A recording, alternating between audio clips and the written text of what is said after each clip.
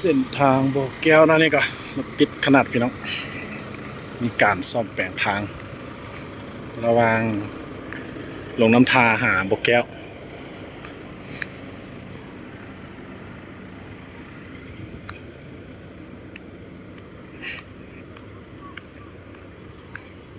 เขาแปลงทางอ่ะโอ้ยรถหัวลากไงพวกซุกลงห้องเขารถเก๋งรถหัวลากหัวสุกลงห้องอันนี้นะเขาจอรถเคน ยกขึ้น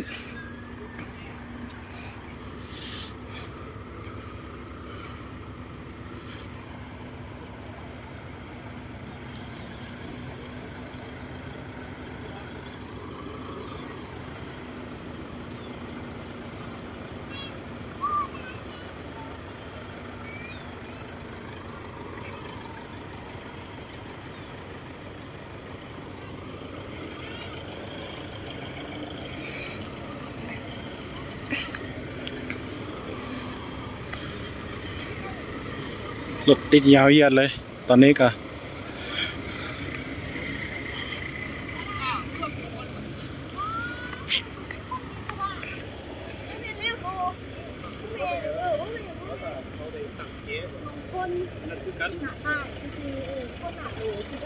โอ้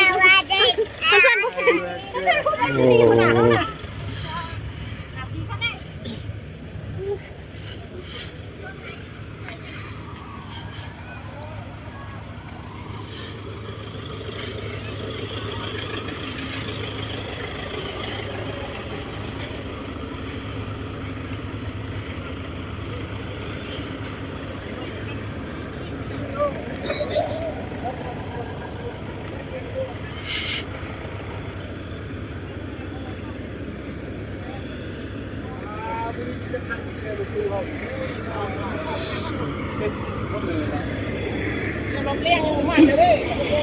ยานมาพร้อมรถไปพร้อมรถเลยเดียวนะเราก็รถขโมยนี่ไปพร้อมรถไปทอด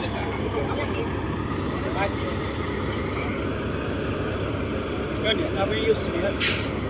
ติดยาวขนาดนั้นตอนนี้ก็ปุ๊บแล้วเขาได้รถมาแล้วโอ้ยเต็มโตเลยหรือจังหวะนี่เมื่อก่อนนั้นมันรถตลอดเดี๋ยวเราก็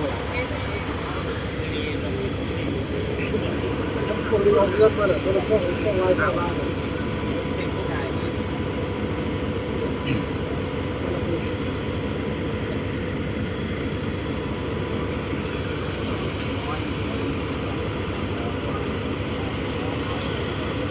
ด้านเหนือนะก็ติดด้านนี้ก็ติดคือกันพี่น้อง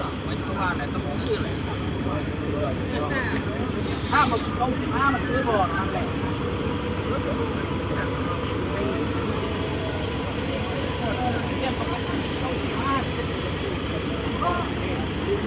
ต้องขึ้นโหมด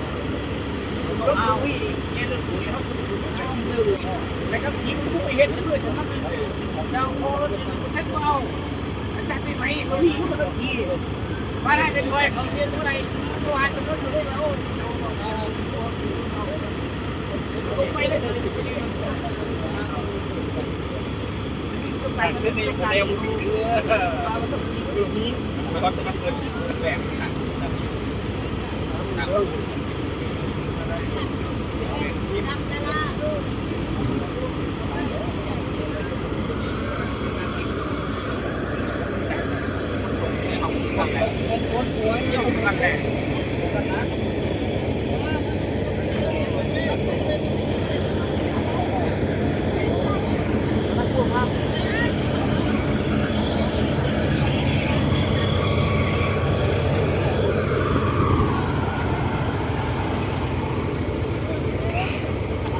รถติดยาวขนาดนั้นตอนนี้พี่น้อง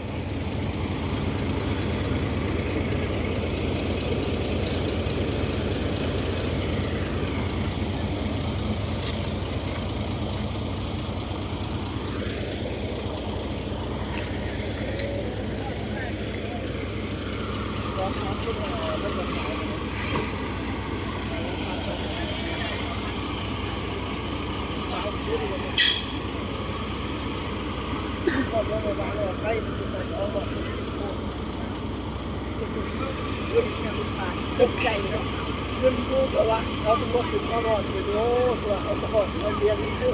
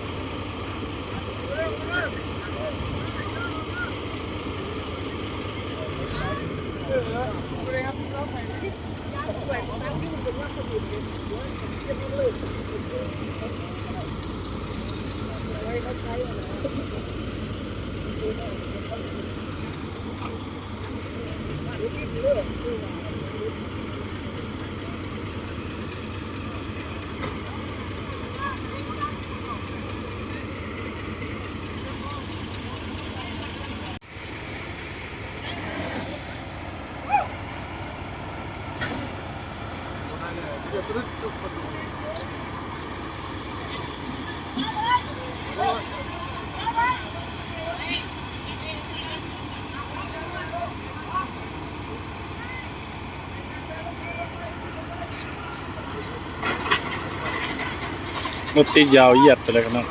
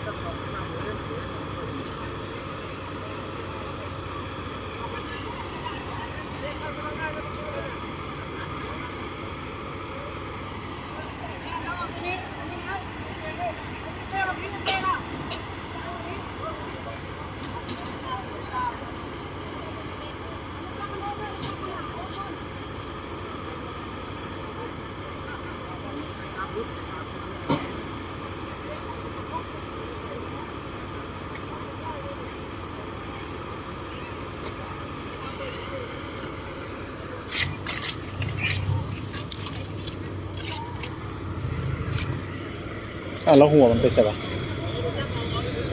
หัวรถเนี่ยลาก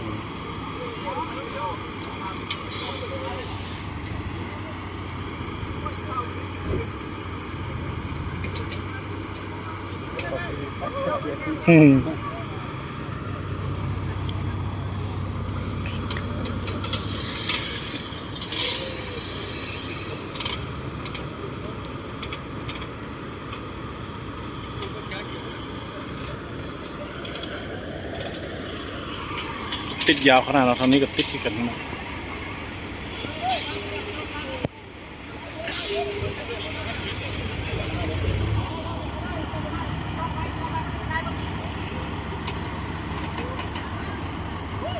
นี่ก็ติดไป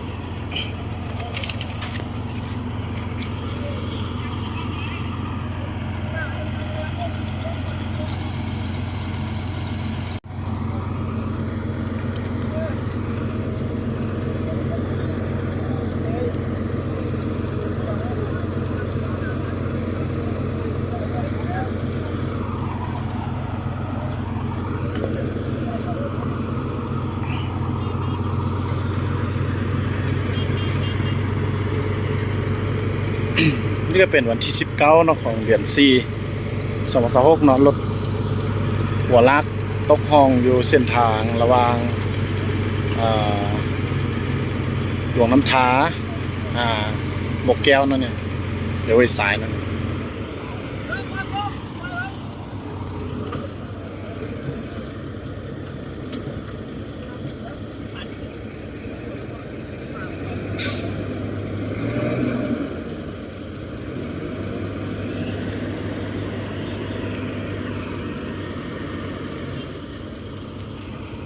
ติดยาวเหยียดสุดๆเลย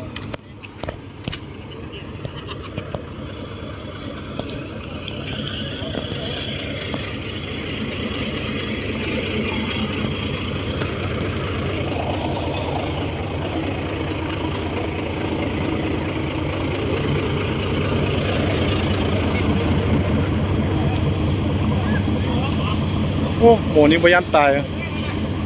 ขี่รถจักรไปเสย สลิงขาดมึงแน่อย่างงู้น่ะ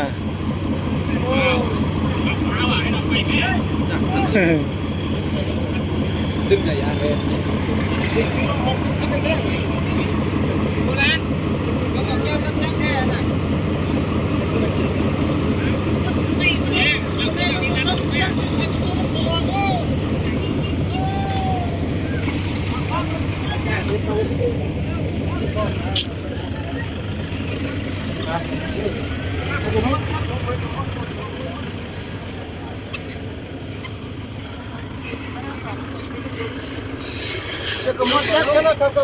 รถติดยาวเหยียดขนาด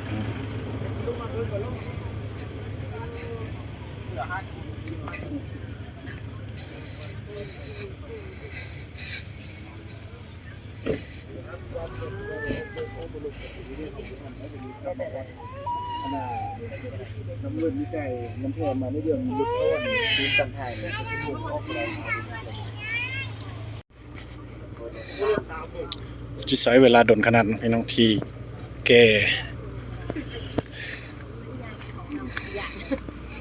ขึ้นมัน จากห้องกัน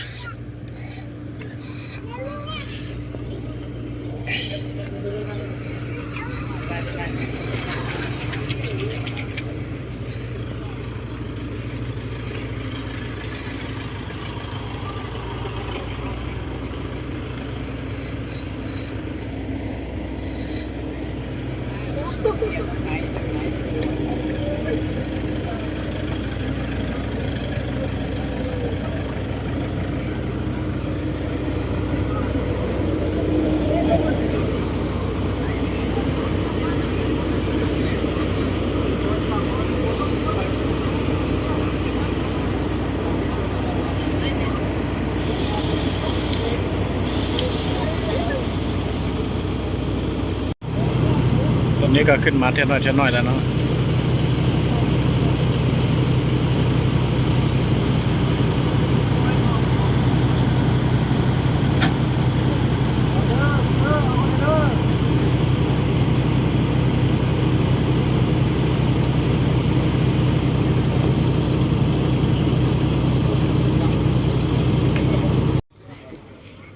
ตอนนี้ก็ลากขึ้นมา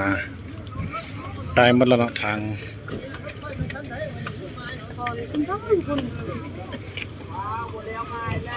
ยังหัวอีก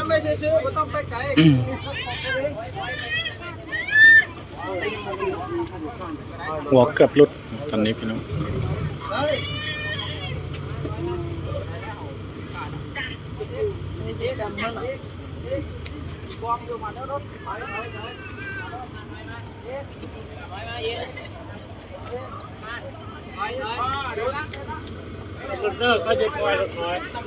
คลิปนี้ก็สิขอจบเพียงเท่านี้แล้วก็สิขอลาท่านผู้ชมไปเพียงเท่านี้เนาะขอถือว่ารถติดยาวขนาดเนาะปานบุญธาตุหลวงนะพี่น้องที่แก่รถขึ้นจากเหวพี่น้องตัวนี้นะมันอยู่บนเขาไปเลยใครล้อโอ้ไอ้ลิกไม่จบกันเลยมันเล